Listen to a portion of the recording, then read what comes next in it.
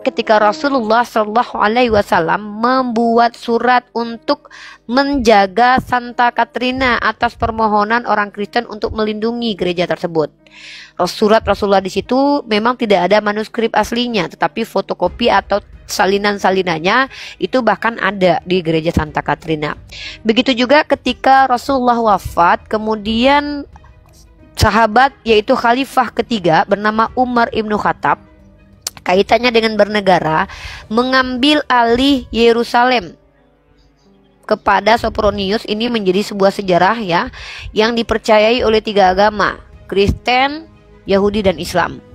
Nah, ketika Sayyidina Umar ibnu Khattab mengambil kunci dari Sopronius, 372 tahun Yerusalem di bawah kepemimpinan khalifah hidup damai, yang Kristen ke gereja, yang Yahudi ke sinagog, yang Islam ke masjid. 372 tahun. Jadi brotherku, kalau Anda bertanya tentang bagaimana Islam mengajarkan bernegara, kami bukan hanya tekstual, tapi juga implementasinya kami ada contohnya dari Nabi Muhammad dan juga dari sahabatnya, yaitu Umar ibnu Khattab.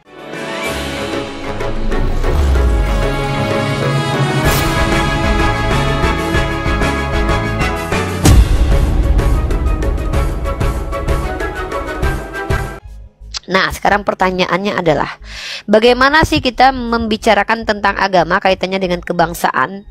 Saya adalah orang yang sedang menjalankan azas bernegara, abangku. Baca Undang-Undang Pasal 28E, hak beropini, dan bahkan saya menjalankan apa yang diajarkan oleh undang-undang yang sejalan dengan Islam. Apa itu? Mencerdaskan anak bangsa. Saya mengambil posisinya di kaitannya adalah informasi atau ilmu pengetahuan seputar ketuhanan dan ruang lingkup yang menyertainya. Maka saya berusaha memfungsikan akal saya, memfungsikan hati nurani saya, dan memprovokasi akal dan hati nurani orang yang tidak beragama seagama dengan saya untuk membahas topik-topik yang kaitannya melulu tentang ketuhanan. Nah, bagaimana kemudian kita menyikapinya? Bukankah kita adalah negara yang berazaskan demokrasi?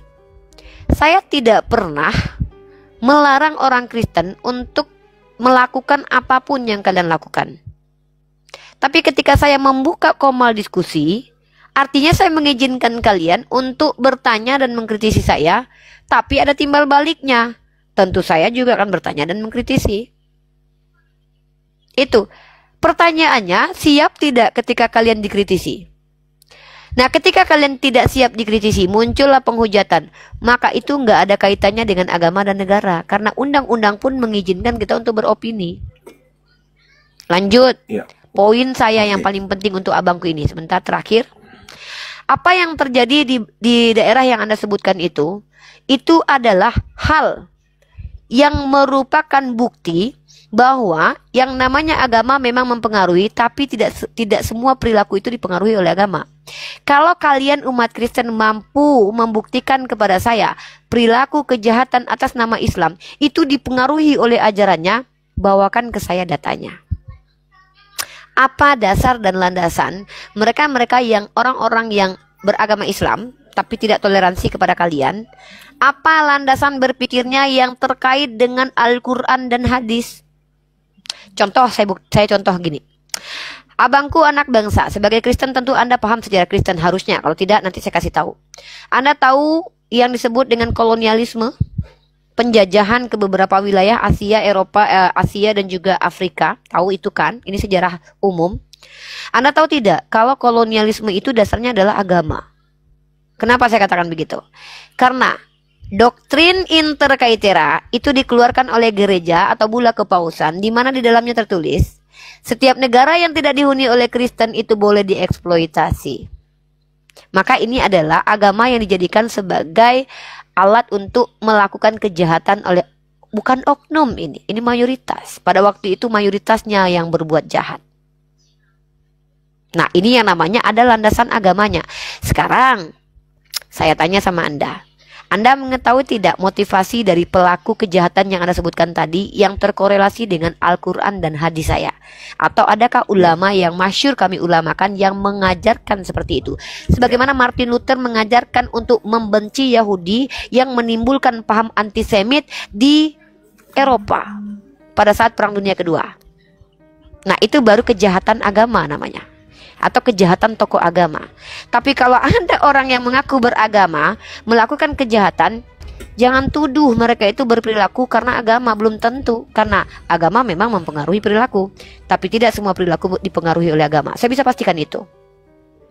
Oke, Kak, Silakan. bisa aku ini dari ini yang pertanyaan tadi, artinya gini, penjelasan kakak ini sudah ya cukup jelas, sangat jelas. Hanya saja jawaban detail terkait dengan kegiatan misalnya yang kemarin di Depok. Kita selalu didengungkan bahwa gereja ketika berdiri mesti ada surat izin. Nah, itu dipenuhi.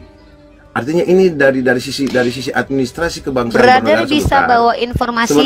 Sebentar dulu. Enggak, saya tetap akan memotong ketika berbicara membawa informasi yang literasinya belum jelas. Maka kejelasan informasi itu kita butuhkan. Tolong bawakan kepada saya minimal informasi dari situs-situs.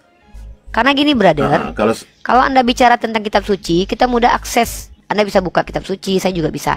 Tapi kalau informasi yang terjadi yang adalah kasus, tentu kita harus lihat kronologis fakta-fakta yang ada di lapangan, bukan? Maka saya minta datanya dulu. Jadi gini, kita kembali dalam konteks agama dan berbangsa, kehidupan berbangsa dan negara kaitannya dengan relevansinya dengan agama. Nah, tadi Kak Uni sudah menyatakan bahwa di dalam pasal 28 itu negara menjamin kebebasan. Yes. Sampai di situ aja dulu. Oke, kebebasan. Nah, arti kata kebebasan kita mau tafsirkan seperti apa? Menurut Kak Umi kira-kira seperti apa? Saya memahami bahkan dalam agama saya, kami tidak perlu mengurusi kalian walaupun kalian nyembah botol kecap sekalipun. Oke, itu Anda boleh sampai ke tingkat seperti itu, Kak Umi. Biasa aja. No, Anda kan bertanya ke saya. Kalau sini kita berdiskusi dengar. Brother, jangan mengintervensi. Anda diskusi sama saya, tapi Anda melakukan intervensi ke saya. Ini namanya Anda tidak sepakat dengan perbedaan yang saya keluarkan dari pemikiran saya. Masa saya dijajah pemikirannya? Sebenarnya Kak Umi no, wait a minute. Wait. Brother, statement saya itu adalah statement yang keluar dari diri saya karena Anda mempertanyakan diri saya. Karena Anda tanya tadi, maksud apa yang Uni pahami tentang kebebasan beragama. Saya jawab, bahkan kami tidak perlu mengurusi kalian kalau kalian nyembah botol kecap sekalipun. Itu fakta dari saya, itu saya pribadi. Nah, Anda jangan intervensi dong. Itu hak saya menyuarakan hal begitu loh. Oke, sekarang begini, Kak Umi representasi dari umat muslim, iya kan? Mengedukasi. Saya tidak bisa sorry, maaf, wait a minute. Ini. Ketika Anda berbicara, mohon jangan melabelisasi. Wait, ini saya tidak suka, brother. Anda melabelisasi. Siapa bilang saya merepresentasikan Islam? Saya merepresentasikan seorang mahasiswi yang beragama Islam, yang berusaha untuk menjalankan keislaman dalam sendi-sendi kehidupannya, yang berusaha sekritis mungkin dan berusaha untuk betul-betul memprovokasi akal dan pikiran orang lain. Jadi jangan katakan bahwa saya ini representasi Islam. Saya mengedukasi di sini atas dasar pribadi saya, tidak mewakili apapun. Please jangan labeling dong, jangan overclaim, jangan mengintervensi. Please hilangkan hal itu ya. Kita diskusi bagus-bagus. Sekarang saya berbicara atas diri saya berbicara atas diri saya dan kamu berbicara atas diri Kak Umi. Dari tadi seperti itu, brother. Oke, siap. Jadi, apa yang diklaimkan Kak Uni ini, saya sepakat. Atas nama pribadi ya, dari awal saya sudah menjelaskan bahwa saya ini sementara di luar dan kemudian saya tidak menggunakan 2 HP. Kalau 2 HP saya bisa tunjukkan bukti. Itu yang pertama tadi, dari awal saya sudah disclaimer dari awal kan, seperti itu. Nah, yang berikut. Dalam konteks seperti ini, pasal ini berbangsa ya, ini dalam konteks berbangsa. Ini dijamin kebebasan untuk memeluk agama. Tidak ada pemaksaan. Nah, dari sisi administrasi berbangsa dan dari sisi administrasi ketatanegaraan, bahwa persyaratan pembangunan gedung gereja itu semua sudah terpenuhi. Lalu, terkait lagi permasalahan berikut, ada penolakan dari masyarakat. Yang menjadi pertanyaan, yang mana dalam kontekstualnya, dalam yang mana korelasinya ketika kita hidup berbangsa dan bernegara, ketika kita sudah memenuhi administrasi pemerintahan secara masyarakat, sosial masyarakat, Tapi di sisi lain kita mesti memenuhi kebutuhan tuntutan masyarakat yang lain. Pertanyaannya, yang mana yang mesti kita penuhi, yang mana yang harus kita genapi untuk apa yang yang dicantumkan dalam pasal 28 itu bisa terlaksana dengan baik. Silakan kawan. Ya jalani saja proses yang sudah ada yang disepakati oleh negara kita. Nah, seandainya Anda ditolak sebuah daerah misalkannya, Pak, saya tuh bingung terkadang sama teman-teman Kristen ya. Kita bicara sebuah daerah. Daerah itu punya aturan nggak, Pak? Dan negara mengizinkan nggak mereka mengatur daerahnya, Pak? Saya tanya sama Bapak. Kak Umi, tolong tunjukkan. Pak, saya bertanya karena saya tidak mengerti. Jangan, saya dari tadi ditanya, tapi saya bingung dengan pertanyaan Anda yang seolah-olah menuntut saya untuk mengetahui persis bagaimana aturan di sebuah daerah berlaku. Makanya saya tanya korelasi dan relevansi dari negara dan pemerintah daerah misalkannya. Setahu saya, setiap wilayah masyarakat itu tuh punya aturan komplek, kita bilang komplek aja ya Pak. Bapak tahu tidak, Bapak pernah tinggal di komplek perumahan? Pernah kan? Pertanyaan begini Kak. Pak, bentar dulu. Ya Allah, ya Robi, saya bingung. Saya ini Pak, kalau Bapak ingin memaksakan pandangan Bapak ke saya, itu tidak mungkin berhasil di sini. Saya punya hak bebas untuk bertanya. Iya, tapi Bapak tadi sudah menyerahkan ke saya waktunya. Saya dengarkan Anda loh bicara. Tiba-tiba saya mau bicara, Anda langsung potong-potong. Gimana ini ceritanya? Anda tadi saya cuma konfirmasi doang. Setahu saya, negara ini punya aturan umum. Kemudian negara ini punya wilayah-wilayah. Namanya kan negara tuh, wilayah. Contoh, ada otonomi namanya, di mana sebuah daerah itu berhak mengatur daerahnya sendiri, seperti Aceh, atau misalnya seperti DIY, Yogyakarta, misal ya, atau Batam itu punya namanya badan pemerintahan juga selain pemerintah kota. Mereka bisa mengelola akses sumber dayanya di Batam itu sendiri gitu. Nah, sekarang saya tanya, ketika ada sebuah daerah, taruhlah kita bilang namanya kota Tarutung atau kota apalah gitu ya. Langsung aja ke Depok aja Bang. Langsung aja Depok. Ke Depok. Warga Depok. Misalnya warga Depok. Warga Depok itu sepakat di situ bahwa nih saya jelaskan ya. Di situ tidak ada orang Kristen misalnya. Sama sekali tidak ada orang Kristen. Sama sekali tidak ada. Tiba-tiba ada gereja yang mau dibangun. Ini perlu dipertanyakan nih. Kenapa harus di wilayah yang tidak ada non-muslimnya? Ini siapa yang mau ke gereja sini? Otomatis nanti kalau di daerah Depok itu tidak ada orang Kristennya, maka yang di gereja di situ kan orang yang dari luar. Nah, kalau orang Depok bilang bahwa itu membahayakan mereka karena mereka secara tidak langsung mengizinkan orang dari luar untuk masuk ke daerah mereka, itu hak mereka. Ya, hak mereka. Nah, tapi dengarkan baik-baik. Kalau ternyata di Depok ada orang Kristennya, mereka kesulitan untuk beribadah karena nggak ada tempat ibadahnya. Maka kalau orang Depok melarang mereka membangun tempat ibadah, itu orang Depok dikatakan sebagai fake orang-orang intoleran. Nah, kenapa seperti itu? Karena Anda juga harus paham, misionaris itu sesuatu yang fakta.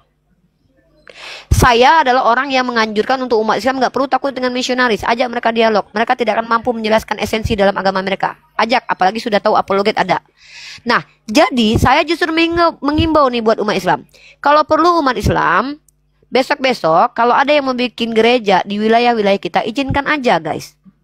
Izinkan aja. Kenapa saya katakan izinkan? Justru antum semua akan tahu bagaimana kekristenan kalau antum hidup di tengah-tengah orang Kristen. Maka dari situlah Anda akan bisa membandingkan mana benar mana salah. Saya justru menghimbau nih, ngapain kita takut kalau ada orang Kristen bangun gereja? Tapi kalau kemudian tidak ada Kristennya di situ, tiba-tiba terbangun gereja, ya mohon maaf nih, ini bisa jadi mengganggu. Kenapa?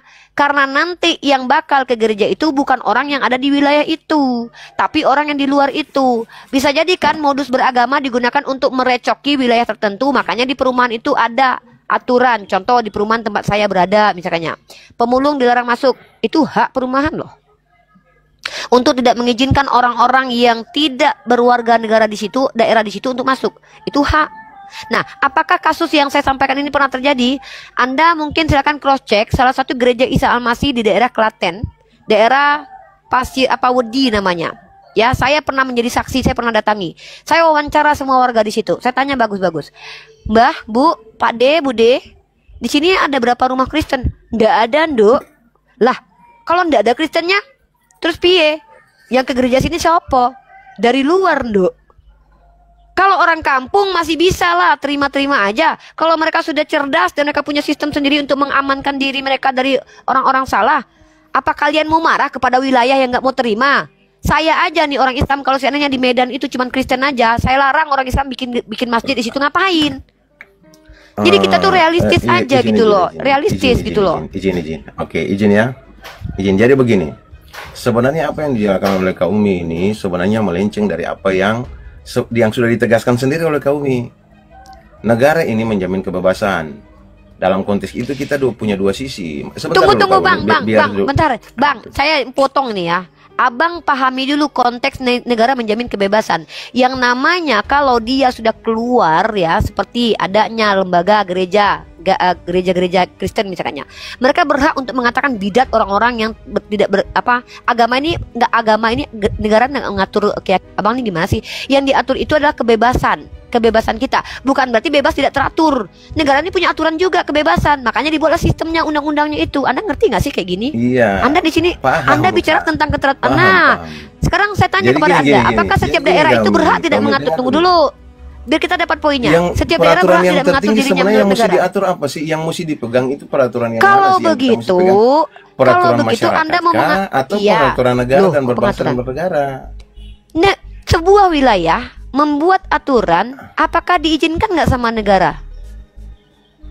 Bagaimana? Ini saya tanya deh, misalkannya Aceh itu diizinkan nggak sama negara punya aturan sendiri? Itu beda konteksnya, Kak. Loh, beda konteksnya. Itu namanya daerah otonomi. Ini gimana nih?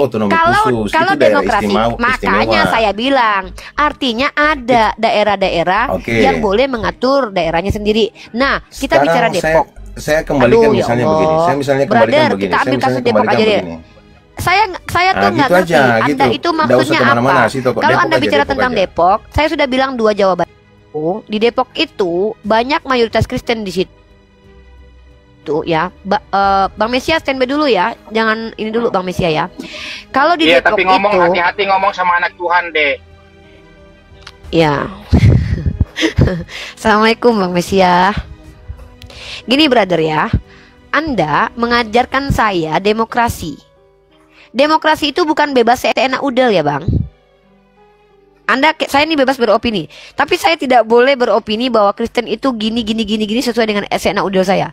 Tolong perhatikan itu baik-baik. Bebasnya kita itu juga ada aturannya. Paham nggak? Nah, saya kan sudah jawab 2 jawaban saya. Kalau di Depok itu warganya itu nggak ada yang Kristen, tiba-tiba kalian bikin gereja di situ, kalian harus dipertanyakan ngapain. Maka wajarlah warganya marah. Bentar dulu ya Allah, Robi. Tapi tanah itu kan sudah dijanjikan Tuhan mereka sih 5.000 tahun yang lalu. Enggak kemana sih ini? Kak Umi ini kalau boleh kalau boleh kayak yang begini turun aja karena ini enggak saya enggak. Bang Mesia standby dulu ya. Enggak. Ini salah satu pemilik Komal ini, brother. Beliau adalah orang yang juga memiliki Komal ini ya. Sorry, beliau juga punya otoritas di Komal ini. Jadi gini Bang Abangku, kita fokus saja. Terkait dengan Depok, saya tadi minta Anda bedah kasus. Kita benar katakan benar, salah katakan salah. Kalau di Depok itu banyak orang Kristen di situ, dan memang mereka itu kesulitan untuk beribadah karena nggak ada tempat beribadah. Pada akhirnya mereka ingin mendirikan sebuah tempat ibadah. Kalau orang Depok melarang, maka mereka tuh intoleran menurut saya. Ini saya pribadi. Dan tapi kalau seandainya nggak ada sama sekali non muslimnya di situ, ngapain bikin gereja di situ, brother? Emang nggak ada tempat lain? Kan gitu. Oke, saya contohkan saya di tempat tinggalku aja ya Pak Kaya. Di tempatku itu mayoritasnya umat Kristen. Ini di Ambon ya. Masjid setiap kali misalnya mau kalau mau ibadah sore itu sholat sore. Saya juga sebenarnya nggak bisa konfirmasi. Sebentar dulu. Enggak, saya nggak bisa konfirmasi kebenaran Anda, kan ada buktinya. Kecuali saya bisa dapat buktinya. Saya menjelaskan tentang kebenaran yang terjadi dalam kehidupan kebenaran apa? Saya kan nggak tahu itu benar atau salah. Kak, ini benar. Kenapa saya mesti bersaksi? Mana faktanya? Nggak bisa Bang, saya nggak percaya sama mulut orang Kristen. Datanya mana? Begitu. Buktikan. Iya dong. Kita sambil cerita nanti bunyi masjid langsung didengar. Ya. Bang, Nanti kalau sedikit masalah kali bunyi lagi mesir langsung didengar mau itu, azan, kan? Bang, apa bedanya dengan Sumatera Barat yang hampir 100%-nya orang Islam tapi gereja di situ berdiri nggak dihancurkan, Bang? Apa hubungannya dengan itu? Kita bicara tadi Ya, tentang jadi Depok, begini, lari ke jadi Ambon, lari ke begini, Manado. jadi Soalnya begini, Kak. Anda ini mau Kalau membanding-bandingkan cerita negara terkait- ini lain ini Abang ini Kalau- loh. Bicara tadi tentang Enggak. negara dan agama, lari Berbangsa dan kemana-mana. bernegara tidak membedakan, tidak Iya, fokus mengkotak-kotakan Abang wilayah apa? atau Udah. daerah. Loh, Karena kita itu terbukti kok. kita mengarah Itu terbukti. Kita ke bicara satu aturan, yang brother. namanya Undang-Undang Dasar Negara Republik Aduh, Indonesia. brother, Itu Anda tahu undang-undang aturan nggak tertinggi sih? Di atas segalanya. Anda tahu aturan nggak? Ini saya sengaja Aturan naik pakai itu- simbol Garuda Pancasila ini di atas. Nggak ada untuk kaitannya Anda menjelaskan mau pakai kepada simbol kakak, Garuda kek. Karena Tunggu, di dalam basic sini Anda apa? ada Bentar. sila Anda sudah merasa Anda NPD banget loh. Satu, Anda merahasiakan nama Anda. Kedua, Anda ngaku-ngaku anak bangsa. Seolah-olah dengan simbol Garuda ini Anda lebih nasionalis daripada saya. Itu NPD, brother. Saya sudah Sorry sebut ya saya nama bilang tadi, ya. Kak. Saya sudah sebut nama Iya. tadi.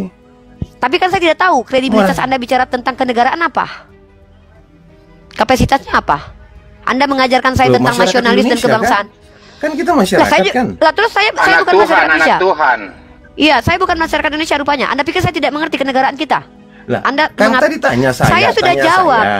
Saya sudah jawab terkait tentang Depok tadi. Anda sendiri membawa kasus Depok. Saya sudah jawab. Anda nggak tanggapin. Anda tidak fokus menanggapi jawaban saya yang dua tadi. Dengarkan baik-baik, saudaraku. Jawaban saya itu ada dua. Kalau seandainya di situ ada orang Kristen, agak banyak, mungkin hanya 2%, 3%, 10%, whatever. Mereka kesulitan beribadah karena mereka tidak punya tempat ibadah. Akhirnya mereka punya inisiatif untuk bikin tempat ibadah. Mereka punya uang, mereka belilah tanah. Kalau orang Depok ngelarang mereka, itu mereka tuh orang Depok tuh bisa dikatakan intoleran karena melanggar hak anak bangsa. Ya, sebenarnya seperti Diam itu dulu, kan. Sebenarnya selesai seperti dulu, itu. selesai dulu, bentar dulu.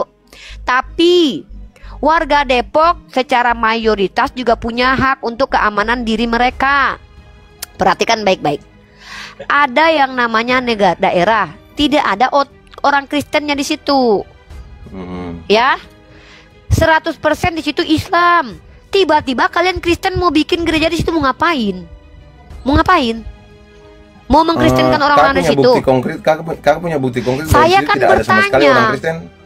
Loh, Nggak, maksudnya kan saya tadi sampaikan memberikan tadi. ini orang lucu teman-teman ya. Contoh, Saya berikan enggak. brother, Kak Uni Anda kasih- ini kasih ngerti nggak dialektika? Saya kasih dua jawaban. Ini orang nggak ngerti. Seandainya kan saya bilang, makanya saya yang minta Anda data-data tentang Depok tadi. Di Nyebelin Anda Barcelona, lama-lama Iya. loh. di Barcelona baru 2 hari yang lalu di bawah, dibakar yang di masjid. bawah. Jangan ngomong dulu. Barcelona baru dibakar Nggak, 2 saya yang masjid. atur bang, bukan Anda yang atur. Anda ini benar-benar NPD loh. Bawa lambang Anak Garuda Tuhan seolah-olah Anda mereka. mengerti bangsa. Terus kedua, Anda ngatur Anak room Tuhan. saya. Padahal ini abang ini yang punya Komal juga loh di sini loh. Dia kesel lihat Anda karena saya sudah kasih Anda tempat berbicara dengan baik. Saya hargai Anda sebagai orang non-Muslim. Brother, saya nggak perlu loh sok-sok nasionalis di Komal ini loh. Saya belajar hukum juga loh, brother. Saya walaupun bukan sekolah ambil prodi hukum, saya juga belajar sedikit banyaknya tentang Pancasila juga loh. Saya mengenyam pendidikan Pancasila juga, brother, di kampus saya loh. Paham nggak? Jadi ketika Anda mencitrakan diri dengan Garuda Anda, saya menjawab sebagai anak bangsa di sini. Saya berhak juga membela keamanan mayoritas. Kalau kalian misalnya satu daerah nggak ada orang Kristennya, ya, dan mereka tidak terganggu dengan tidaknya tempat ibadah, tiba-tiba mereka punya koloni kecil di situ. Mereka bikinlah gereja di situ, dilarang sama mayoritasnya. Baru itu namanya intoleran. Nggak ada alasan buat melarang mereka. Tapi ketika nggak ada orang Kristennya di situ, kalian ngapain bikin gereja di situ? Berarti nanti yang ke gereja itu bukan warga sana, warga lain. Kalian menjamin nggak nanti keamanan warga sana? Masa kalian nggak paham? Masa Anda nggak paham jawaban saya? Kok Anda minta bukti ke saya mana di Depok nggak ada? Justru Justru tentang Depok itu Makanya Anda yang harus bawa bukti ke saya tentang Anda yang boleh saya Anda kasih, yang bawa boleh kasus saya Depok. berbicara sedikit? Boleh saya sebentar sedikit Kita bicara enggak, topik tanggapan kita sedikit? tadi kan apa? Topik kita tadi agama dengan kebangsaan. Mari kita bahas korelasi Ya, kan? agama dengan kebangsaan. Berani nggak? Berani nggak dengan saya Anda itu. bahas tentang? Ya, itu sekarang Oke, sebentar sekarang saya berbicara tanya, kan? oke. Silakan. Siap. Saya katakan agama saya terkorelasi dengan agama. Tidak ada pengingkaran yang diajarkan agama saya untuk melanggar aturan negara. Saya tanya sama Anda. Oke, bagaimana Kalau dengan negara kegiatan-kegiatan bentar, nanti pemerintahan dulu. ibadah Itu di perilaku tempat-tempat manusia, lain itu? brother. Itu Mau kan yang mau orang kita mau tidak. mengatasnamakan Ini masalah orang Om, memang Om. saya diam Sebentar, dulu. Nek. Bentar Coba kakak, bentar kak. makanya Ose keluar dari situ dulu. Ose pergi ke Meksiko, Ose pergi ke Amerika Latin, baru Ose bisa bicara. Cuma di kampung saya tidak tahu apa-apa. Bentar ya, bentar dulu anak bangsa. Orang lain juga mau ngomong, bukan Anda aja yang mau didengarkan. Dengar ya, Anda tahu tidak, di Spanyol sana orang-orang Islam itu tidak boleh pakai jilbab. Karena udah orang lain udah masuk. Anda dari tadi, yo, diskusinya kok Anda mau? sehat. Ini Anda menjajah saya. Bukan, Kita tidak ada janjian kok harus ada. Sebenarnya begini. Aduh, ini orang begini, kalau benar-benar saya NPD lah. Ciri-ciri NPD itu menguasai rumah orang lain, guys. Penjajah itu NPD banget loh. Dia datang ke tempat kita kasih kesempatan bicara, tapi dia mau didengarkan saja, nggak mau mendengarkan orang lain. NPD banget kalau begitu. Dengarkan baik-baik jawaban saya. Kalau suatu daerah merasa terganggu, tidak aman, gara-gara ada gereja yang datang di situ, kan bingung kita. Ini ngapain orang Kristen ini bangun gereja di tempat mayoritas Islam? Tujuannya apa? Hah? Kan itu yang kita pertanyakan. Maka wajarlah orang-orang di sekitarnya itu bisa jadi menolak, sebagaimana terjadi di Papua dan terjadi di siapa namanya itu yang punya yang punya Laskar Manguni itu. Ya, di mana tuh Laskar Manguni yang menolak gereja menolak masjid untuk dibangun itu? Anda pikir itu nggak pernah kejadiannya? Brother, kalau kita bicara kejahatan orang beragama, Anda blunder nanti. Karena sepanjang sejarah yang paling banyak jahat, menjajah, inkuisisi, genosida itu Kristen agamanya, brother. Jadi berhenti bicara pelaku. Wah, ketawa dia. Oke, saya kasih data deh. Nih, saya kasih data. Sekarang gini kau nih. Kita bicara Indonesia kan. Lah, haula wala quwata illa. Kita kemana-mana. Kalau Anda bicara Indonesia, makanya Anda jangan membahas perilaku, karena perilaku itu nggak ada kaitannya dengan bernegara. Perilaku itu semua orang, itu psikologi umum. Gimana sih? Perilaku orang berpengaruh kepada bagaimana ajaran yang ada di dalam kehidupan keluarganya. Tunjukkan ajaran apa yang diambil. Pengaruh Tunjukkan, juga dia udah. karena diajarkan sama agama-agamanya. Jadi Gini, udah. Misalnya gini, saya diajarkan untuk bagaimana kita saling mengasihi, saling menghormati. Nah, bullshit. hari-hari. Bullshit. Anda bullshit. Saya mengerti kali agama Anda ya. Anda katanya diajarkan mengasihi. Bullshit. Saya tanya sama Anda. Bagaimana cara mengasihi orang lain menurut ajaran agama Anda? Lu itu lip service banget. Coba jawab. Bagaimana cara mengasihi menurut Yesus? Coba. Kasihlah sesama manusia seperti dirimu sendiri. Itu Oke. saja hukum yang utama dan terutama itu aja. Saya tanya, bagaimana cara mengasihi diri sendiri menurut Yesus? Anda tahu bagaimana cara mengasihi diri sendiri? Kata Yesus, pikul Apa yang salib. saya buat Barang buat siapa diri yang tidak sendiri? membenci, Apa yang saya mana ada? Dengar. tidak sampai ke Barang situ, siapa yang sampai tidak ke membenci situ. bapaknya, ibunya, keluarganya, dirinya sendiri tidak bisa menjadi pengikutku. Yesus yang ngajarkan loh, membenci diri itu sendiri. tidak itu pemahaman. Oh, itu bukan ajaran. Kaumi. Jadi begitu. Oh, bukan pemahaman, itu ayat. Ini saya kalau bicara penafsirannya. Oh, no, itu tertulis. Kaumi. Jadi begini. Kok penafsiran? Jadi Banyak cerita nih kalau orang. Saya nggak Umi- suka nih orang yang menjajah nih. Baca ya. Barang siapa yang Mutmu tadi kan udah janji dan boleh mutmu. Saya mau tunjukin ayat dulu. Anda bilang ini penafsiran. Anda memfitnah saya. Begini, Saya bukan Kaumi. menafsir. Enggak, Saya berbicara bukan begini. menafsir. Saya baca ayat dulu, ajaran. Anda ngerti nggak ajaran? Ajaran itu apa yang tertulis di kitab Anda. Diam dulu. Udahlah masuk komal Islam menjajah lagi. Saya tunjukin Saya dulu kan ayatnya. Saya tunjukin dulu ayatnya. Nggak relevan Kenapa? sama kita punya Kenapa? pembicaraan Geli. tadi. Geli. Karena begini. Enggak. Saya mau membungkam Kok kebohongan geli? Anda. Anda bohong depan saya. Anda geli dengan kitab Anda. Nih saya tunjukin. Terus Dengar Anda ya cerita teman-teman Anda Kristen. saya ada datanya. punya Kenapa takut? apa yang lain yang Kenapa takut? baik, yang benar dan lain sebagainya. Oh, ada. Di Terus Islam itu bagaimana ada. menjajah Enggak. di luar, bagaimana Nggak ada. Di Islam itu kami diperintahkan untuk adil. Itu bagaimana? Sebentar Indonesia dulu lah, gimana? saya mau kasih data. Toleransi di mana-mana. Diam dulu, saya mau kasih data dulu. Ini orang ganggu banget deh. Saya mau nunjukin kamu tuh Ya, bohong aja ya. Kepolisiannya aja sampai terlibat. Bagaimana coba? Bagaimana kita mau percaya negara Itu kalau yang minta oknum itu polisinya aja diam. sudah terlibat? Kamu tuh ngomong apa? Kita nggak butuh informasi gabrul. Saya mau Itu kasih yang- data. Teman-teman saya tunjukin dulu ya. Dalam kitab Anda ditulis bahwa barang Jadi, siapa itu. yang tidak membenci bapaknya ibunya itu tidak bisa jadi pengikutku. Sekarang saya tanya, ketika Anda diajarkan mengasihi orang lain seperti mengasihi diri Anda, Yesus mengajarkan untuk membenci diri sendiri. Coba jelaskan ayat itu, baru kaitannya dengan agama dan negara. Coba, silakan. Oke. Kalau saya mengasihilah sesama manusia seperti dirimu sendiri, titik. Apa yang saya buat diri saya mengasihi diri saya mencintai diri saya, begitupun juga saya buat seperti orang yang Coba ada di ayatnya sekitar mana saya. di Bible? Ayatnya mana di Bible? Sebentar. Loh, itu kan saya sudah Ayatnya di sampaikan. Bible. Ayat berapa? Kak, Pasal Kaumi, berapa? Ayat berapa, pasal persisnya, berapa? tapi Kak Umi kan sudah tahu kalau orang yang tidak tahu kan? bicara tentang ajarannya dipelintir kitab sucinya, teman-teman. Ini orang-orang, Anda tahu tidak? Ini jelas kita diselinggungkan di dalam gereja loh. Kasihilah ayatnya apa? Manusia seperti dirimu sendiri. Itulah hukum yang bagaimana cara mengasihi diri sendiri? Bagaimana cara mengasihi diri sendiri? Cara mengasihi diri sendiri. Nah, ini cara mengasihi ini cara mengasihi diri sendiri nih, teman-teman ya. Ini cara mengasihi diri sendiri. Tadi sudah dijelaskan bahwa ketika saya mencintai diri saya atau Kak Umi mencintai ya, ayatnya mana itu? Ayatnya mana itu? Apa yang ya, ayatnya mana? Perlakukanlah itu kepada semua orang. Anda kayak perempuan loh, ditanya apa? Kalian ini sosok baik di awal, Anda itu sosok baik bawa-bawa Garuda lagi. Anda baca nih, jikalau seorang datang kepadaku dan dia tidak membenci Bapak, jangan ketawakan Bible Anda. Ini saya lagi baca kitab suci Anda kok ketawakan. Jangan begitu, saudara. Jangan nggak sopan. Saya lagi baca kitab sucinya Anda. Kenapa Anda jijik, malu dengan kitab sucinya berbunyi begini? Udah diam dulu. Kalau tidak malu diam dulu. Saya cuma bacakan kitab sucinya. Orang Kristen masa nggak menghargai Anda? Kristen aja nggak menghargai kitab sucinya sendiri loh. Jikalau seorang datang kepadaku dan dia tidak membenci bapaknya, ibunya, istrinya, anak-anaknya, saudara-saudaranya laki-laki atau perempuan, bahkan nyawanya sendiri, ia tidak dapat menjadi muridku. Anda diperintahkan membenci diri sendiri, maka beginilah cara hukum kasih di Kristen. Sekarang saya tanya kepada Anda, coba tunjukkan bagaimana Yesus mengasihi dirinya sendiri seperti yang ingin kau lakukan kepada dirimu. Coba. Yesus itu mengajarkan untuk pikul salib. Kalau Kak Umi mengacu kepada dengar dulu. Kak Umi mengacu kepada dengar dulu. Aduh, dengar dulu. Yesus mengajarkan pikul salib, menyiksa diri. Yesus ajarkan apa? Kalau seandainya kau ditampar pipi kiri, kasih kanan. Maka itu yang harus kau lakukan ke orang lain. Kalau kau menampar orang lain, kau minta pipinya. Itu kan sudah terjawab kemarin di kasus Cidahu. Itu kan sudah terjawab, dikasih bantuan 100 juta dikembalikan ke musola. Itu kan sudah terjawab. Arti tahu ditampar pipi kiri kasih kanan, tahu artinya apa?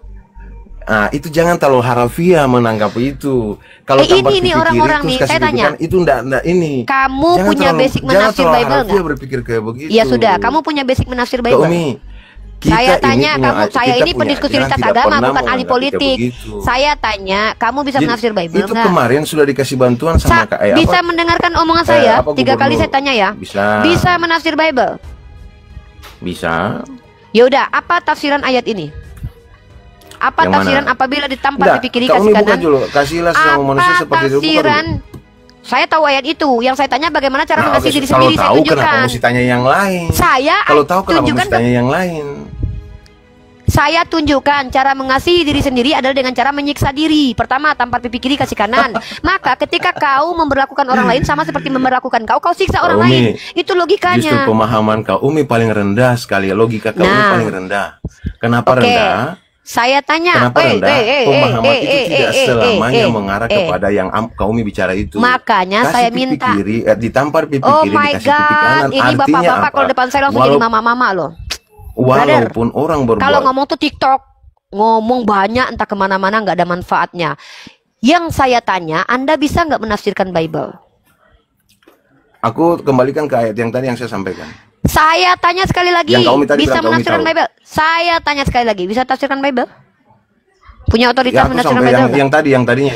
Saya tanya sekali lagi, kalau nggak turun ya, saya lelah dengan kalian yang tidak ngerti bahasa Indonesia. Bisa menafsirkan Bible, brother?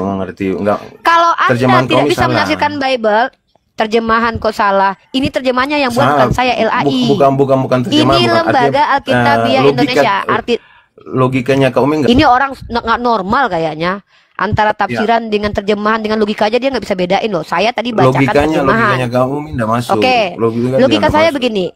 Kalau seandainya Yesus mengajarkan Anda mengasihi diri sendiri dengan cara membenci diri sendiri, maka Anda akan memperlakukan orang lain juga membenci diri orang lain. Itu logika saya. Salah atau benar? Silogismenya. Kita pakai premis nih. Anda paham? Bagaimana membenci? Premis pertama. Nah, premis pertama, Yesus mengajarkan buatlah apa yang kau lakukan kepadamu, buatlah apa yang kau lakukan kepada orang lain seperti kau lakukan kepadamu. Betul? Ini premis pertama nih. Kau pahami silogisme. Premis pertama.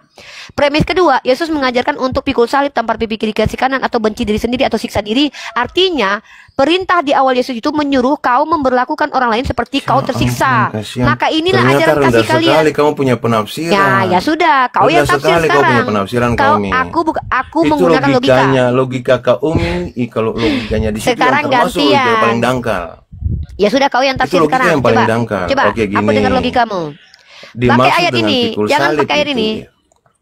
Pakai ayat ini. Lukas 14. Enggak, saya nggak bawa ayat itu, saya bawa Lukas 14:26. Jangan lari. Kan sampaikan tadi terkait pikul salib. Ada banyak, bukan cuma pikul. Mau nambah. Oke, mau nambah. Satu lagi kata Paulus. Ya udah saya tambah lagi. Ya udah saya tambah lagi. Kata Paulus, "Hai hamba-hamba, tunduklah kepada majikanmu yang bukan hanya baik tapi juga bengis." Artinya hamba-hamba harus jadi budak selama-lamanya. Ayo jawab.